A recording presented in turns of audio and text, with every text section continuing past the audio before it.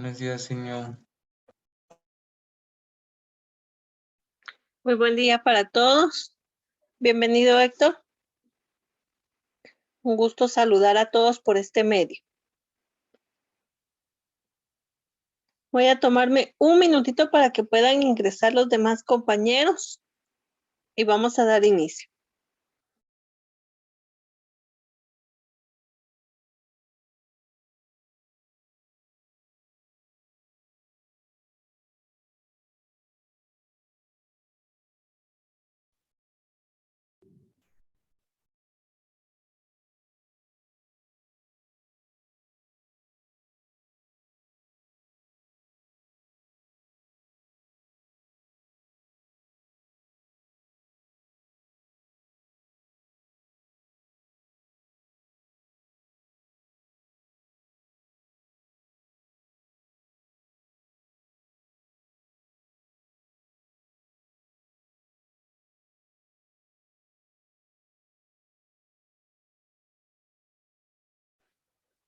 Muy bien.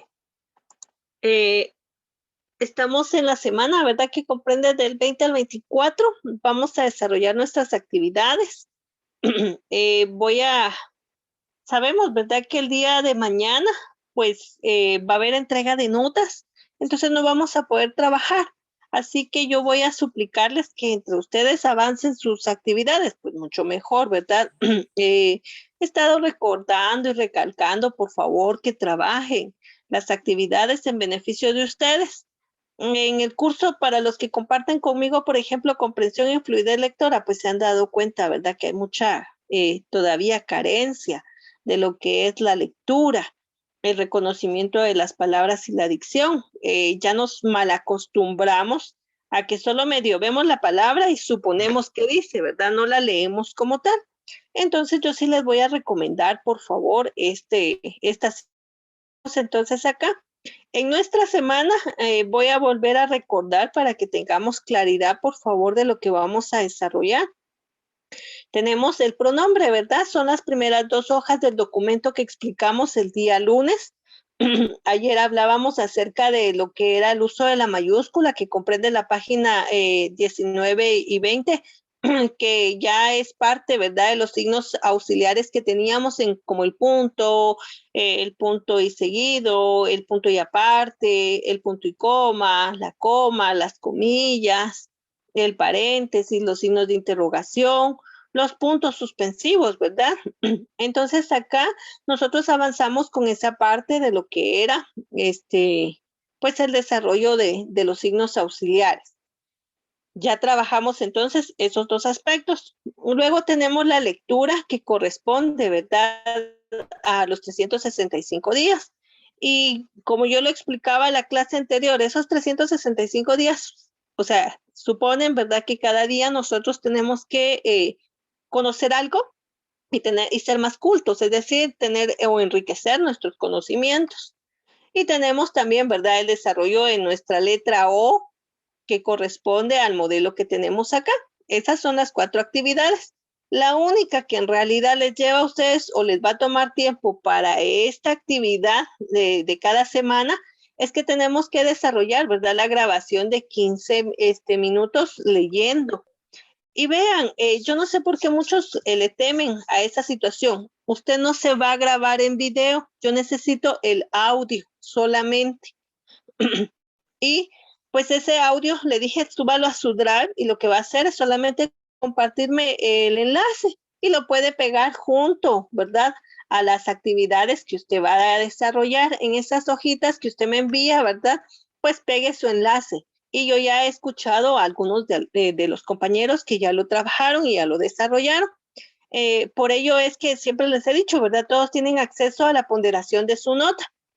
Y en este caso, ahora hay notas de 50, porque he estado, ¿verdad?, verificando que no todos están entregando, pues, las actividades. Entonces, yo le voy a suplicar, ¿verdad?, que usted complete esas actividades y envíe sus tareas de forma correspondiente. Entonces, les decía, ya trabajamos sobre el tema que es el pronombre, ya trabajamos sobre el manual de ortografía y solo nos queda trabajar en el libro y lo que es la caligrafía. La caligrafía vamos a dar unos minutos después. Mientras tanto, nos vamos a centrar en la lectura de nuestro libro. Y ese libro también aparece, ¿verdad? Aquí, ahí está su libro para que usted pueda acceder al mismo. Así que comenzamos y vamos a dar lectura al mismo. Lamentablemente le decía o le mencionaba, ¿verdad? Que pues en el otro curso estamos utilizando este libro como práctica, pero la verdad que es un poco pues triste el escuchar a algunos compañeros que no pueden leer, acentúan palabras donde definitivamente no posee, ¿verdad? Un acento. Hay una palabra acá que se utiliza mucho, es un término que utiliza mucho la lectura y dice PS, ¿verdad? Como un enlace, pese a que la situación, etcétera. Entonces menciona mucho ese término y las personas lo acentúan, entonces dicen PC, PC, PC, y no es así. Entonces sí les voy a suplicar esa situación, por favor. Y pues le voy a asignar un día a cada uno, ¿verdad? Para que podamos leer. Les había dicho que el título es 365 días, significa que cada día, ¿verdad? Tendríamos que conocer algo distinto. Entonces vamos a continuar, vamos a leer un día por cada uno. Vamos a dar inicio al día viernes 5, perdón, día viernes 5 de la semana, ¿verdad? Y habla sobre la música. Vamos a hablar sobre los principios fundamentales. Por favor, Adriana Hernández, vamos a leer este documento. Los principios fundamentales. La música consiste en sonidos estructurados que pueden ser repetidos por imitación o siguiendo un esquema escrito. Se distingue del ruido por el chirrido de una puerta al abrirse o el de unas uñas arañando una pizarra. Carecen de orden y son irregulares. Las ondas sonoras que dibujan esos ruidos son complejas y no pueden ser escuchadas como tonos identificables. Estos son algunos elementos fundamentales para analizar los sonidos musicales. Tono, lo agudo o grave que resulta un sonido para el oído. El tono se mide técnicamente por la frecuencia de la onda sonora, por cuántas veces se repiten esas ondas. En la música occidental hay 12 tonos únicos: do, do sostenido o re bemol, re sostenido o mi bemol, mi, fa sostenido o sol bemol, sol sostenido o la bemol, la sostenido o si bemol. Y sí, los tonos conocidos en bemoles o sostenidos se denominan accidentales y son fácilmente identificables en las teclas negras del piano. Musicalmente, se sitúan en medio escalón entre dos tonos en ambos sentidos. Por ejemplo, re sostenido y mi bemol tienen el mismo tono. Los tonos en el contexto de una partitura musical escrita se conocen como notas. Escala una estructura progresiva de tonos. Por ejemplo, do, re, mi, fa, sol, la, si, do, que suelen servir de base para una melodía, una pieza o un fragmento de una pieza. Emplea a menudo solo notas de una escala en particular. La música occidental usa fundamentalmente la escala en modo mayor y la escala en modo menor, de una forma u otra, para la mayoría de la gente.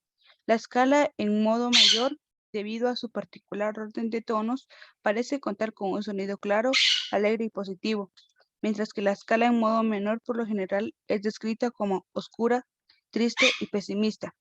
Tonalidad: una estructura o sistema de tonos normalmente basada en un tono de las escalas de modo mayor o menor y pensada para servir de punto de referencia o guía para una melodía.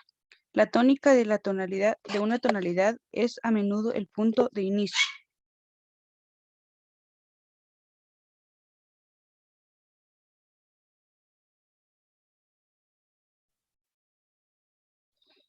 Y fin de una pieza escrita en esa tonalidad en particular, de forma que si la pieza está escrita en mi mayor, el tono mi ejercerá de eje tonal de la composición.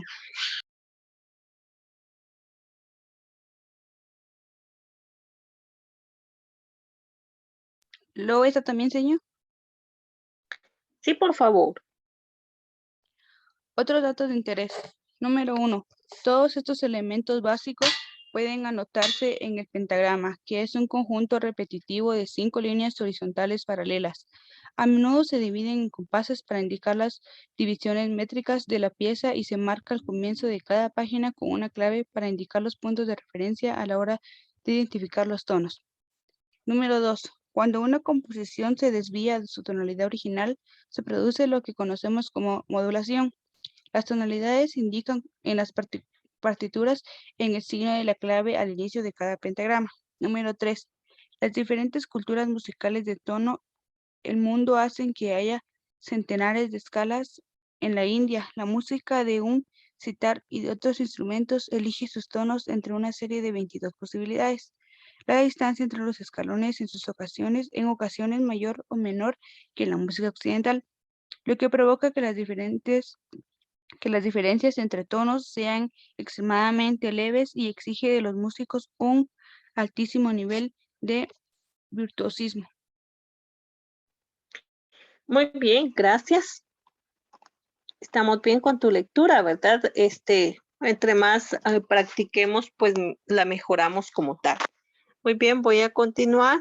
Por favor, Anaí Lucas, trabajamos lo que es apariencia y realidad.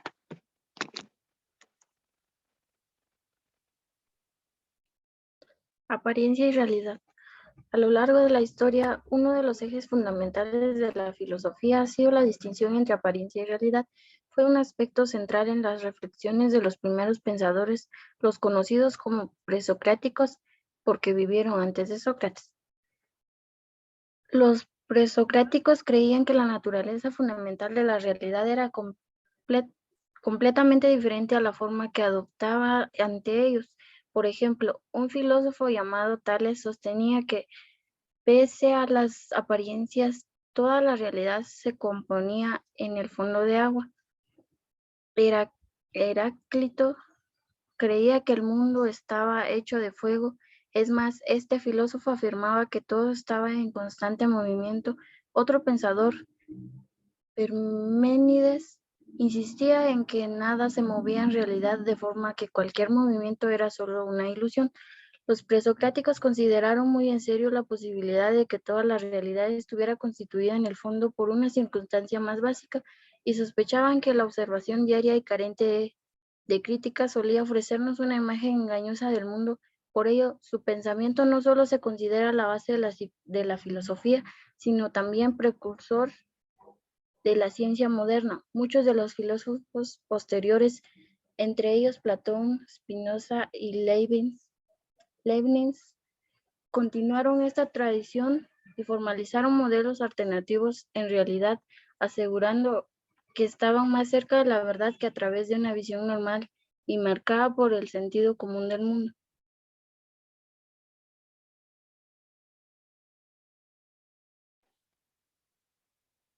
Gracias. Tenemos un área de religión, ¿verdad? La Torá. Le voy a pedir favor a Berly que pueda leer. La Torá. La Torá es el nombre que por lo general se les da a los primeros 5 libros de la Biblia hebrea, también conocidos como los 5 libros de Moisés. Los cristianos los denominan Antiguo Testamento. La palabra Torá también sirve para denominar a la tonalidad de la ley judía, que comprende varios textos, así como una tradición oral. Los 5 libros de Moisés son la base de las 613 leyes que rigen la fe judía, amén de los 5 cimientos de las 3 grandes religiones monoteístas, judaísmo, cristianismo e islam. Son los siguientes. Génesis cuenta la historia de la creación y la de los israelitas, Abraham, Isaac, Jacob y sus familias. Éxodo narra el éxodo de Egipto a Canaán, incluyendo el momento en el que Moisés recibió los 10 mandamientos. Levítico contiene las reglas y prácticas de culto. Números relata el viaje de los israelitas al desierto. Deuteronomio consiste en una serie de sermones que escribió Moisés en los momentos finales de su vida y que cuentan la historia de los israelitas y sus enseñanzas éticas. Tradicionalmente se cree que los 5 libros fueron entregados a Moisés en el monte Sinaí. Otras teorías aseguran que el inicio de la Torá tuvo lugar allí, pero que el proceso de la revelación continuó a lo largo de la vida de Moisés. Históricamente, los arqueólogos sostienen que la Torá fue escrita en algún momento entre los siglos X y VI a.C. Los defensores de la hipótesis documental que para los judíos ortodoxos constituyen una herejía aseguran que los 5 libros originales provienen de 4 fuentes, que con el tiempo fueron resumidas en una por un quinto autor o escriba.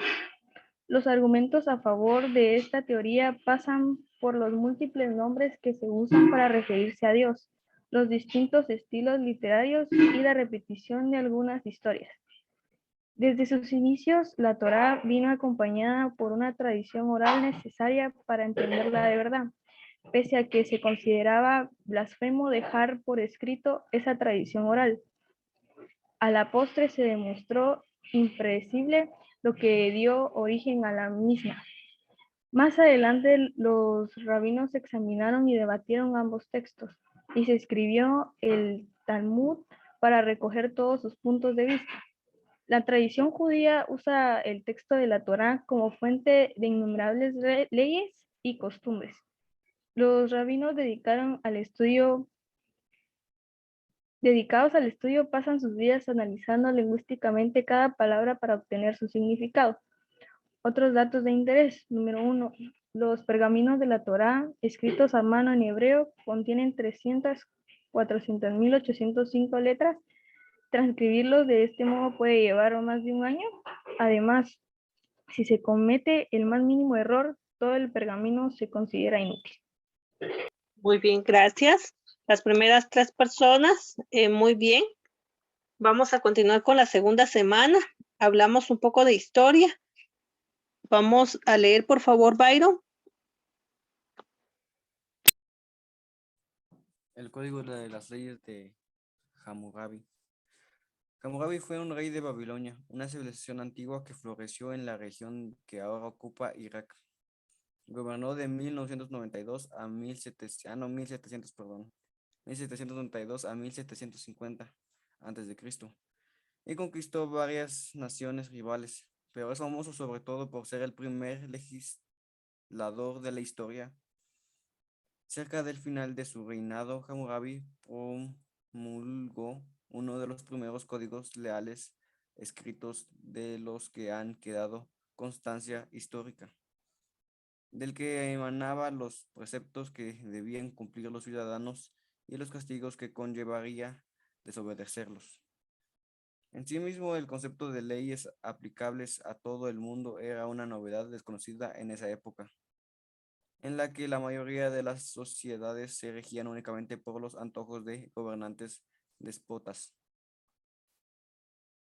El código era, sin embargo, extremadamente cruel para nuestros estándares modernos.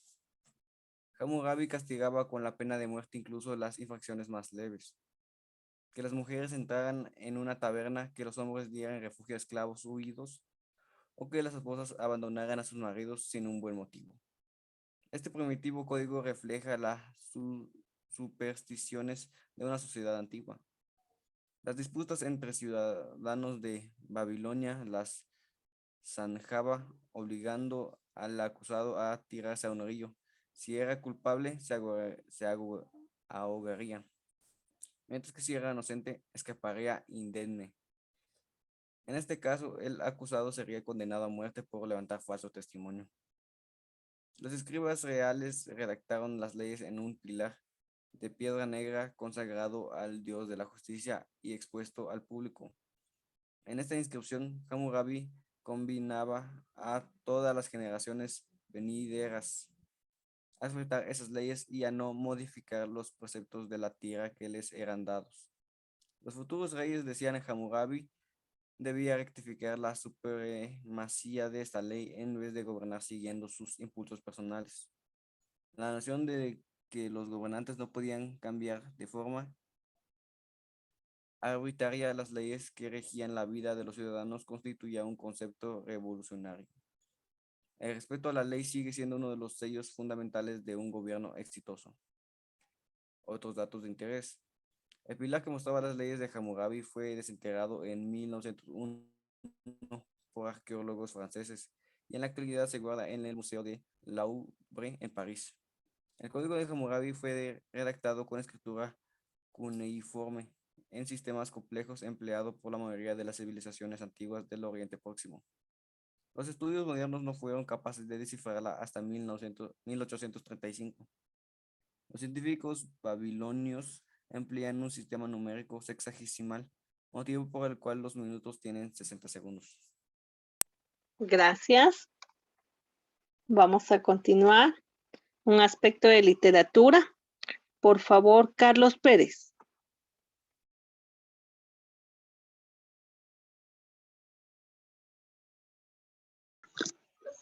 Ernest Hemingway. De los escritores norteamericanos fundamentales del siglo XX, pocos han tenido la influencia y han sido tan imitados como Ernest Hemingway. 1899 a 1961. Pero también pocos han tenido tanta detractores famosos por sus novelas y cuentos. Hemingway se convirtió en una figura pública de los renombres en vida y erigió una amplia leyenda en torno a él, por lo que en ocasiones resulta complicado separar la realidad del mito. Nació en Oak Park, en el estado norteamericano de Illinois. Gracias. En 1899 aspiraba a ser escritor ya de joven, y a los 18 años fue contratado como reportero de Kansas City Star. En unos meses estaba trabajando de conductor de ambulancias para la Cruz Roja en el frente de Italia durante la Primera Guerra Mundial. Resultó herido. Tras la contienda, pasó varios años en París en compañía de Gertrude Stein y otros escritores estadounidenses de la llamada Generación Perdida.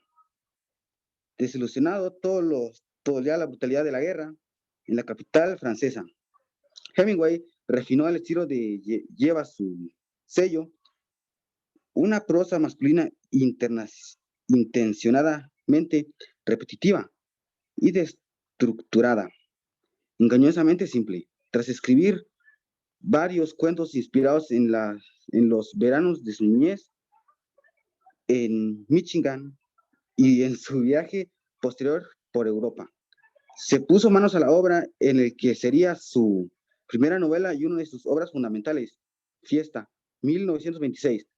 Este libro, que cuenta la historia de un joven norteamericano rebelde que vaga por España y Francia, le procuró un reconocimiento inmediato. Luego vendría Adiós a las armas, 1929, sobre un trágico romance en el marco de la Primera Guerra Mundial entre un conductor de ambulancias estadounidense y una enfermera inglesa. ¿Y por quién doblan las campanas? 1940. Un relato sobre las guerrillas en la contienda civil española, inspirado en el labor que él mismo realizó como periodista en aquel conflicto. El protagonista de esta novela encarna a la perfección a lo que muchos han venido a llamar el código heroico de Hemingway. Un hombre estoico y desilusionado, que muestra su elegancia y nobleza al enfrentarse a la violencia y adversidad. A medida que su fama iba creciendo, Hemingway se fue ganando y cultivando una sólida reputación como escritor interesado solo en la guerra, los toros, la caza, la pesca y otros temas claramente masculinos. Pese a que algunos críticos despachan su obra con la etiqueta de literatura para machos, la genial narrativa de su novela breve, El viejo y el mar, le hizo merecedor del Premio Nobel de Literatura en 1954. Pero aunque llegó así a lo más alto, sus últimos días lo pasó hundido en una depresión y una salud cada vez más quebrada. Se suicidó con una escopeta en 1961. La influencia de su estilo de la novela moderna sigue siendo, pese a todo, enorme. Otros datos interesantes. Número 1. El concurso anual de imitadores de Hemingway cuenta con cientos de competidores que rinden un diverso homenaje al estilo inconfundible de este escritor. Entre las obras premiadas en el pasado destacaban El viejo y la pulga y Por quién corre la pasta. Muy bien, gracias. Vamos a continuar. Ahora vamos a hablar sobre artes plásticas. Por favor, Eida.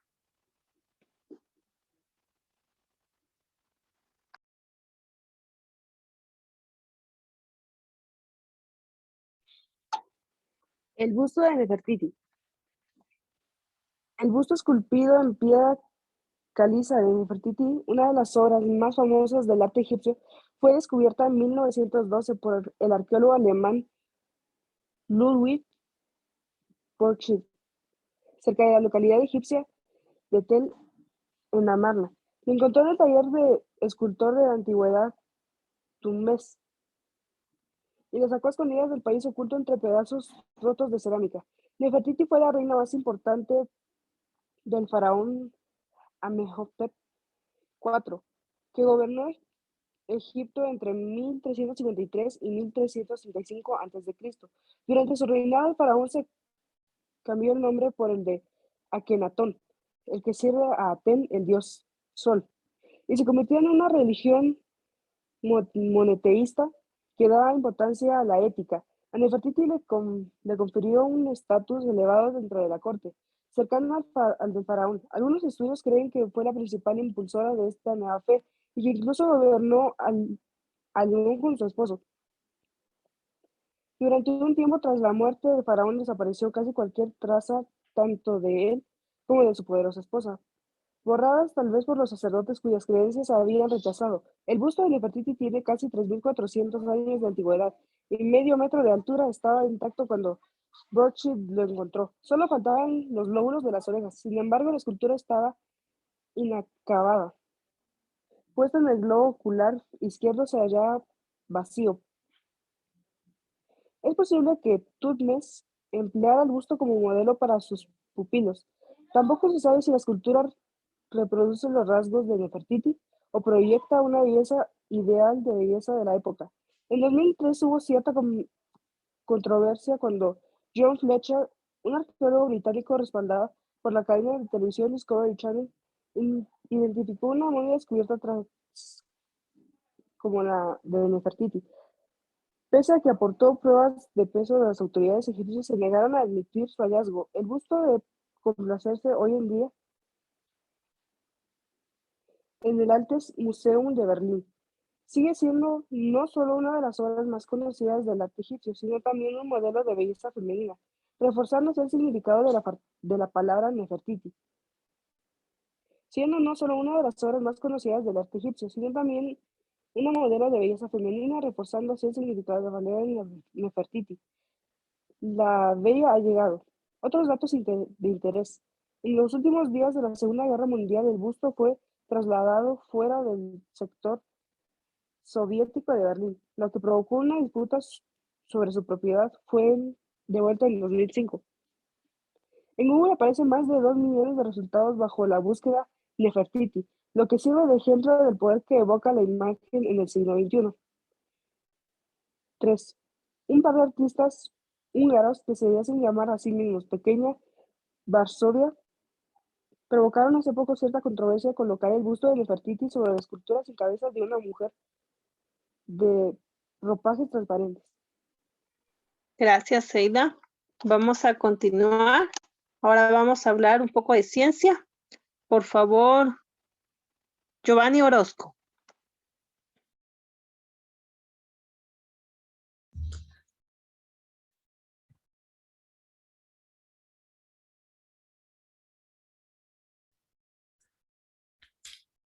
Muchos científicos de la antigua Grecia creían que el mundo era redondo. pero ninguno supo de su tamaño hasta el siglo mm, antes de Cristo, cuando Eratóstenes Eratóstenes. director de la Biblioteca de Alejandría, diseñó un ingenioso método para medir el planeta. Eratóstenes sabía de la existencia de un pozo muy especial cerca de la localidad egipcia de Asuán. El 21 de junio al mediodía, en la jornada más larga del año, los rayos del sol penetraban directamente hasta el fondo de la cavidad, lo que significaba que la estrella estaba justo encima. Se dio cuenta de que si el Sol estaba directamente encima de Asuán, entonces sus rayos debían incidir sobre Alejandría, marcado un ángulo determinado que debería tener orientación norte. Por tanto, si era capaz de medir este ángulo, tendría el dato clave para extrapolar el tamaño del planeta. Así que el 21 de junio del mediodía clavó un palo en el suelo de Alejandría y midió el ángulo que formaba su sombra. Eratóstenes sabía que el ángulo de la sombra equivalía al formado por las dos ciudades y el centro de la Tierra. Así que dividió su tamaño por 360, el número de grados que tiene un círculo, para determinar la fracción del planeta que separaba ambas localidades. La respuesta fue un 50avo, es decir, si caminas de Asuán a la Alejandría y viceversa 50 veces, habrás andado el equivalente a la circunferencia de la Tierra. Solo quedaba ya medir la distancia precisa entre ambas ciudades. Eratóstenes contrató a un profesional entrenado para dar pasos exactamente iguales y de sus medidas dedujo que la circunferencia de la Tierra era de 39.740 kilómetros. Hoy en día, usando esos mismos principios ideados por Eratóstenes hace más de 2000 milenios, los instrumentos modernos estiman que la distancia alrededor del Ecuador es de 40.067 kilómetros. En los tiempos de Eratóstenes, el mundo conocido se extendía de España a la India. Él creía que el resto del planeta estaba cubierto por un vasto océano. De no ser por su enormidad, sería posible navegar desde España con rumbo al oeste hasta la India. Esta fue la idea que inspiró a Cristóbal Colón para su famoso viaje de 1492. Otros datos de interés. 1. Eratóstenes fue uno de los primeros historiadores en intentar ordenar de forma cronológica los acontecimientos pasados. Las fechas que él determinó se siguen usando en el estudio de la antigüedad. 2. También le debemos muchos conceptos modernos como la latitud y la longitud, las escalas musicales y los números primos. 3. Otros científicos de su época le apodaban poco amistosamente Beta porque tenía tantas áreas de interés que sus compañeros le consideraban un aficionado, un tipo de segunda clase. Gracias, contemporáneos. Muy bien. Por favor, Héctor, vamos a hablar un poco de melodía. Sí. La melodía. La melodía es quizá el elemento musical más rápidamente reconocible. Puede ser interpretada como uno o varios instrumentos y es considerada, junto a la armonía y el ritmo, como uno de los 3 pilares de la música. Una melodía es un suceso de notas ordenadas en una secuencia melodiosa. Las notas toman así un sentido coherente que proyecta la sensación de que tienen identidad entre sí. La melodía se diferencia de la armonía en que consiste en varias notas tocadas una detrás de otra, no al mismo tiempo, como una pilofonía. El concepto de melodía ha ido enriqueciendo a lo largo de la historia, sumando secuencias de notas que otros compositores anteriores hubieran estimado arriesgadas o incluso discordantes. Mozart, Schubert y Sibelius son considerados unos genios de la melodía. Por otra parte, modernistas como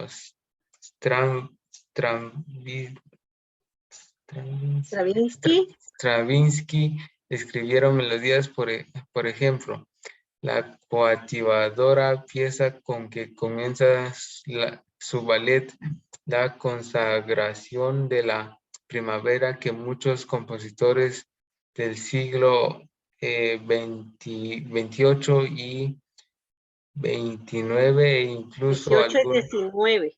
18 y 19 e incluso algunas personas hoy en día juzgarían poco melodiosas. Por lo general, las melodías se dividen en unidades musicales más cortas llamadas frases. Estas suelen terminar en pausas conocidas como cadencias. A menudo, las frases que aglutinan la estructura global de una melodía proyecta la sensación de ser una pregunta y una respuesta. Una parte de la melodía plantea una idea musical y la otra la completa. A la frase que termina con una nota que identifica que aún no está resuelta o con una cadencia que suena incompleta, que se las conoce como antecedentes, a las que sugieren una sensación de conclusión se les conoce como consecuentes. Muy bien, muchas gracias. Nos vamos a quedar hasta aquí. Recalcándoles, por favor, la lectura, el desarrollo de sus actividades. Que tengan una feliz y bendecida mañana. Pueden pasar a su siguiente clase. Adiós, señor. Muy bien.